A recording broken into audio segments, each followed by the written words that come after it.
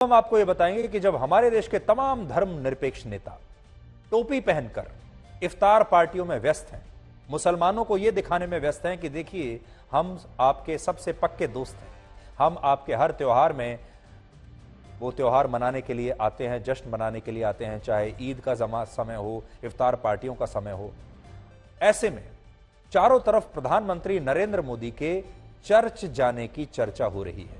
कल क्रिश्चियंस के ईस्टर त्योहार, कल का जो दिन था वो ईस्टर का त्योहार का दिन था, वो क्रिश्चियंस का त्योहार होता है ईसाइयों का।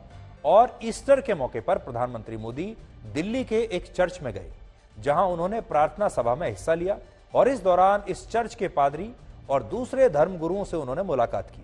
और ऐसा कहा जा रहा है कि नरेंद्र मोदी भारत के पहले ऐसे प्रधानमंत्री हैं जो ईस्टर के मौके पर चर्च गए हैं। आप पहले प्रधानमंत्री मोदी की ये तस्वीरें देखिए।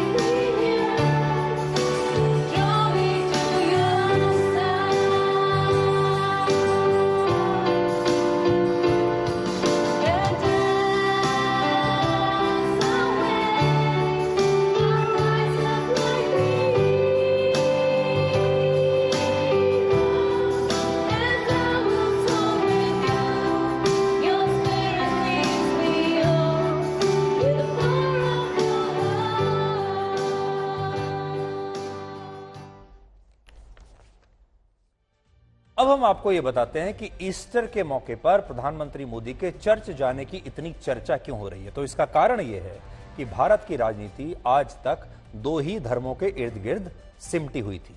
अब इस विश्लेषण को आप ध्यान से सुनिएगा। हमारे देश के नेताओं ने अब तक 75 वर्षों में क्या किया है। पूरी की पूरी राजनीति सिर्फ दो धर्मों के बारे में है। इनमें पहला धर्म है हिंदू धर्म, क्योंकि सबसे ज्यादा लोग इसी धर्म को मानते हैं हमारे देश में, और दूसरा नंबर 2 का धर्म है मुस्लिम धर्म। और इस बात को आप इस पाई चार्ट से समझ सकते हैं।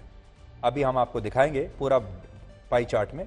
भारत में मुसलमानों को ही असल में असली अल्पसंख्यक वर्ग माना जाता है, लेकिन भारत में मुसलमान अकेले अल्पसंख्यक नहीं है, बल्कि अल्पसंख्यक में ईसाई भी आते हैं, सिख भी आते हैं, पारसी आते हैं, जैन धर्म के लोग आते हैं और बौद्ध धर्म के लोग भी हमारे देश में अल्पसंख्यक माने जाते हैं। लेकिन जब अल्पसंख्यकों की बात होती है तो कोई भी इन धर्मों की बात नहीं करता है। पूरी की पूरी जो राजनीति है वो इस तरह सिमट जाती है। तो मैं अगर आपको पूरा दिखाऊं भारत का पाई चार्ट में जो डिस्ट्रीब्यूशन है, देखिए भारत में धर्म सबसे ज्यादा हिंदू धर्म है और उसके बाद मुस्लिम धर्म जो आपको हरे रंग से दिख रहा है, और फिर ईसाई, सिख, बौद्ध, जैन, पारसी और अन्य धर्म, वो छोटे छोटे धर्म है। लेकिन अगर इस पूरे पाई चार्ट को आप देखेंगे तो यूनाइटेड कलर्स ऑफ इंडिया अगर आप कहें, भारत का जो असली रंग है, वो सब इन रंगों से मिलकर भारत देश बनता है।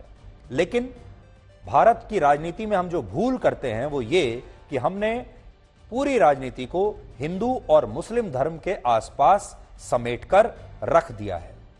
हमारे देश के नेता या तो हिंदुओं के त्योहारों पर आपको दिखाई देंगे, हिंदुओं के मुद्दे पर आपको बात करते हुए दिखाई देंगे, मंदिरों में दिखाई देंगे, और या फिर मस्जिदों की बात करते दिखाई देंगे, इफ्तार पर दिखाई देंगे, ईद मनाते हुए दिखाई देंगे, क्योंकि मुसलमानों के साथ दिखना ही असली धर्मनिरपेक्षता मानी जाती है, बाकियों के साथ नहीं। 2011 की जनगणना के मुताबिक भारत में हिंदू 79.8% है, समझ लीजिए 80%। मुस्लिम आबादी 14.2%, ईसाई 2.3%, सिख 1.7%, बौद्ध 0.7% यानी 1% से भी कम, जैन 0.5% से भी कम, और पारसी और तमाम अन्य दल जो अन्य धर्म हैं वो है 0.7%। ये भारत की जो पूरी जनसंख्या है उसका ब्रेकअप आपके सामने है, लेकिन ये 2011 का है। अब हो सकता है इसमें छोटा मोटा ऊपर नीचे हो गया हो, जैसे हमें लगता है कि अभी मुस्लिम आबादी सिर्फ 14.2% नहीं होगी, अब तक बढ़ चुकी होगी।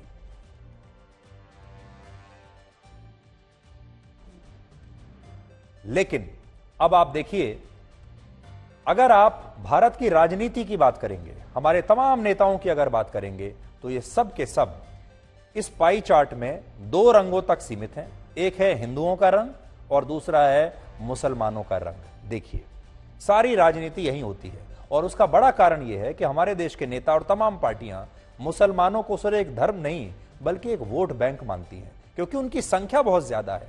जिस देश में 15% आबादी एक खास धर्म की हो तो फिर वो धर्म एक वोट बैंक बन जाता है, और उस वोट बैंक में जितने भी लोग हैं उन्हें खुश करना बहुत आवश्यक हो जाता है, चाहे उन्हें खुश करने में कुछ इंसाफ के उसूलों को तोड़ना पड़े, तब भी ये जरूरी हो जाता है। इसीलिए आपने देखा होगा हमारे देश में ये फैशन है कि हमारे देश के जो नेता हैं वो धर्मनिरपेक्ष दिखने के लिए अक्सर आपको इफ्तार की पार्टियों में टोपी पहने हुए इस तरह नजर आएंगे, और वो जानबूझकर जाते हैं, फोटो खिंचवाते हैं, उनके वीडियोस बनते हैं और वो चाहते हैं कि पूरे देश में उनकी ये तस्वीरें सर्कुलेट हों, जैसे अभी आप नीतीश कुमार को देख रहे हैं। आरजेडी के नेताओं को साथ में देख रहे हैं। इस तरह की बातें आपको अक्सर दिखाई देंगी। वो जानबूझकर होता है ये, ताकि तमाम मुस्लिम जो दर्शक हैं, वोटर हैं, वो इन नेताओं को देखें टोपी पहने हुए और सोचें कि ये नेता हमारा सबसे बड़ा शुभचिंतक है, इसी को वोट देना है, इसके पीछे और कोई मंशा नहीं होती। लेकिन आज हमारा बड़ा सवाल यह है कि क्या ये नेता ईस्टर के मौके पर चर्च जाते हैं? क्या जैनों के त्योहारों पर शामिल होते हैं? क्या जब महावीर जयंती मनाई जाती है तब भी ऐसे ही शिद्दत से उसमें शामिल होते हैं? सिखों के गुरुद्वारे में भी क्या ऐसे ही शिद्दत से जाते हैं? भारत में मुसलमानों को छोड़कर बाकी अल्पसंख्यक धर्म के लगभग 7 करोड़ लोग हैं। मुसलमानों को छोड़कर 7 करोड़ लोग और हैं जो अल्पसंख्यक हैं, लेकिन इनकी कभी हमारे देश की राजनीति में कोई बात नहीं करता। लेकिन आज प्रधानमंत्री मोदी उन सब की बात कर रहे हैं और इसीलिए वो कभी आपको गुरुद्वारे में नजर आते हैं। ये तस्वीरें आप देखिए, ये गुरुद्वारे की तस्वीर आप देखिए। प्रधानमंत्री मोदी जब गुरुद्वारे में गए थे तो वो सिखों के धर्मस्थल भी जाते हैं और जैन धर्म के प्रतिनिधियों से भी मिलने के लिए जाते हैं। जैन समाज के साथ उनकी ये तस्वीरें आप देखिए।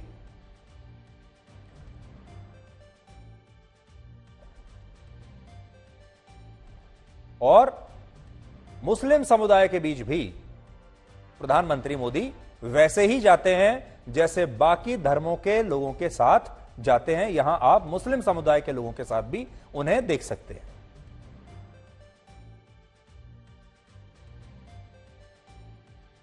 अब देखिए, भारत में ईसाई धर्म की कुल आबादी है 2,78,00,000, लेकिन इन्हें अल्पसंख्यक सही मायनों में नहीं माना जाता। ये है तो अल्पसंख्यक, लेकिन नेता इन्हें अल्पसंख्यकों की तरह ट्रीट नहीं करते। जबकि देश में 12 से ज्यादा लोकसभा सीटों पर ईसाई धर्म के लोग निर्णायक माने जाते हैं। इनमें नागालैंड, मिजोरम, मेघालय, मणिपुर और अरुणाचल प्रदेश में ईसाई धर्म की आबादी 30% से ज्यादा है, जबकि केरल में 18% है, तमिलनाडु में 6% ईसाई धर्म के लोग रहते हैं और गोवा में इनकी आबादी है 25%। प्रधानमंत्री मोदी सबका साथ, सबका विकास और सबका विश्वास की बात करते हैं और इसीलिए वो गुरुद्वारों में भी जाते हैं, चर्च में भी जाते हैं, जैन धर्म के पवित्र स्थल पर भी जाते हैं। लेकिन दूसरी तरफ आप देखेंगे ज्यादातर विपक्षी नेता टोपी पहनकर रोजा इफ्तार पार्टी में ही आपको दिखते हैं और खुद को तब भी धर्मनिरपेक्ष कहते हैं, क्योंकि हमारे देश के मीडिया ने, हमारे देश के नेताओं ने और जो राजनीतिक व्यवस्था है उन्होंने ये मान लिया है कि धर्मनिरपेक्षता का मतलब है मुसलमानों के बीच दिखना और मुसलमानों से दोस्ती करना और उनके लिए योजनाएं बनाना। बाकी के जो अल्पसंख्यक दल हैं, बाकी के जो अल्पसंख्यक वर्ग हैं, उन्हें हमारे देश के नेता अक्सर भूल जाते हैं क्योंकि वो वोट बैंक नहीं है। और कभी आप ये बार बार हम पहले दिन से आप कह रहे हैं कि असली आपने देखा होगा जो तनाव होता है हमारे देश में, दंगे होते हैं, पत्थरबाजी जो होती है, वो या तो हिंदुओं के त्योहार पर होती है और या मुसलमानों के त्योहार पर होती है, जैसे अभी रामनवमी पर हुई, या फिर जब कोई मुसलमानों का त्यौहार होगा, ईद का मौका आएगा, या फिर शुक्रवार की नमाज होगी, उस समय कोई तनाव होगा, दंगा होगा, पत्थरबाजी होगी। लेकिन क्या आपने कभी सुना है कि सिखों के किसी त्योहार पर कोई पत्थरबाजी हुई हो? आपने कभी सुना है कि क्रिश्चियंस के किसी त्योहार पर तनाव, दंगे या पत्थरबाजी हुई हो? क्या आपने कभी सुना है कि जैन समाज के किसी त्योहार पर, महावीर जयंती पर तनाव हो गया हो, दंगे, आगजनी, हिंसा हुई हो? कभी आपने सुना है कि पारसियों के किसी त्योहार पर कोई दंगा, आगजनी हुआ हो?